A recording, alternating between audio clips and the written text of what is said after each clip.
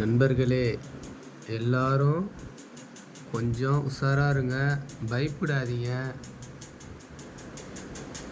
ஓவரா ரொம்ப பயப்படாதீங்க. ஏன்னா இப்போ நம்ம ஒரு பேய் வீட்டுக்குள்ளே வந்திருக்கோம். இந்த பொருள் இருக்கிறது எல்லாமே ஒரு பேய் வீட்டில் தான் இருக்குது. இங்கே பாருங்கள் எப்படி இருக்குது பாருங்கள். இதெல்லாம் தூசி அடைஞ்சி பார்த்தீங்களா?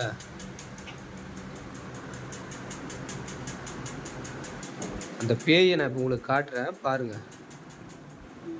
இதுதான் அந்த பேய். கிட்ட பார்த்தா பயமாக இருக்கும்.